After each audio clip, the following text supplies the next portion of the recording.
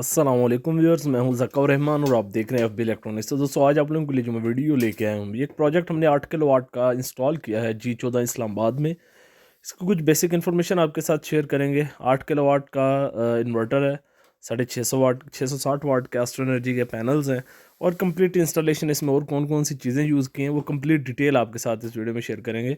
Proper ducting के साथ सारी वायरिंग की गई है, प्रॉपर वायरिंग को डिस्ट्रीब्यूट किया गया है। और सिस्टम के अंदर जो हमने इन्वर्टर इस्तेमाल किया है, ये बेसिकली इन्वर्क्स कंपनी का नाइट्रॉक्स सीरीज़ का इन्वर्टर है, जो कि IP65 इन्वर्टर और 5 इयर्स की वारंटी के साथ आता है। 48 volt single phase hybrid inverter है। और ये इन्वर्टर एक्चुअली हम लोग नाइट्रॉक्स सीरीज़ इसलिए ज़्यादा यूज़ करते हैं, बहुत हाई क्वालिटी होती है, इसमें बहुत सारी प्रोटेक्शंस होती हैं, जो कि मोस्टली वीडियोस मेरी अपलोड है जिनमें बड़ी क्लियरली मैंने ये सारी चीज़ें दिखाई हैं कि heavy heat sink based designed inverter होता है ये, जिसमें इसके क्वालिटी कंपोनेंट्स बहुत ज़्यादा हैवी होते हैं और जिस वजह से इन्वर्टर की लाइफ होती है इतनी ज़्यादा। अदरवाइज़ तो आपको नॉर्मली इन्वर्टर जो सस्ते मिल जाते हैं उनकी वारंटी भी कम होती है, उनकी बिल्ड क्वालिटी भी काफ़ी कम होती है।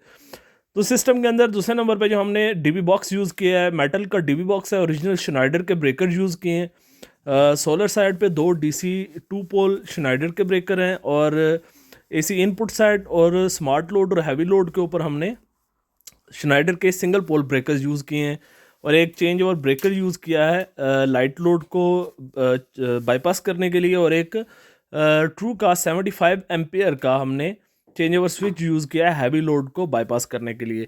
तो बेसिकली डीबी बॉक्स के अंदर जो एसेसरीज हैं ये भी बड़ा मैटर करती हैं आपकी परफॉर्मेंस के ऊपर। सिस्टम की अच्छी क्वालिटी की हो तो प्रॉपर करंट जो है ना वो पास थ्रू करते रहते हैं। बाकी जितना भी सिस्टम है इसके अंदर, अगर बैटरी ब्रेकर की बात कर लीजिए तो ये भी ओरिजिनल श्नाइडर का सिंगल पोल ब्रेकर हम यूज़ करते हैं।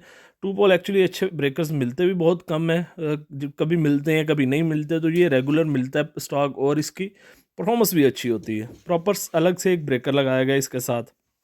और सिस्टम में जो बैटरियाँ यूज़ की हैं बेसिकली ये ओसाका की सोलर 50 मॉडल है, क्योंकि कस्टमर डिमांड थी कि जी हमने इसको विदाउट बैटरी चलाना है और हाइब्रिड भी चाहिए। तो अब हाइब्रिड इन्वर्टर्स को तो मैं तो बोल थक गया हूँ कि हाइब्रिड भी और विदाउट बैटरी ये पॉसिबल नहीं है, तो मिनिमम बैटरी बैंक यूज़ कर लें। अब ये बैटरी मेहरान कार में यूज़ होती है, तो ये हमने 4 बैटरियाँ लगा दी हैं। एक बड़ी बैटरी से भी कम कॉस्ट इसकी बनती है और सिस्टम आपका कंटिन्यूस प्रॉपर चलता रहता है। तो इसके ऊपर एक अलग वीडियो बनाऊंगा कि बैटरी के बगैर इन्वर्टर्स क्यों नहीं चलाने चाहिए, उसका आपकी एफिशिएंसी पे, इन्वर्टर पे क्या साइड इफ़ेक्ट होते हैं जिसकी इन्वर्टर की लाइफ और परफॉर्मेंस और इवन कि आपके लिए भी काफ़ी सारी डिस्टर्बेंस बनती हैं।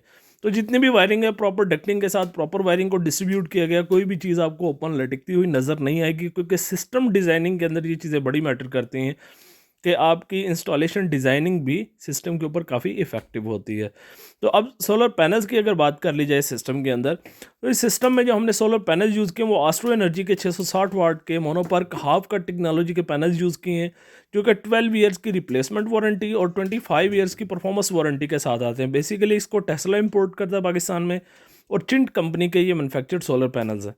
और सारे सिस्टम के नीचे आपको वायरिंग नज़र आ रही होगी, प्रॉपर केबल टाइज के साथ वायरिंग को कनेक्ट किया गया है, कोई भी वायर ओपन लटकती हुई नज़र नहीं आएगी।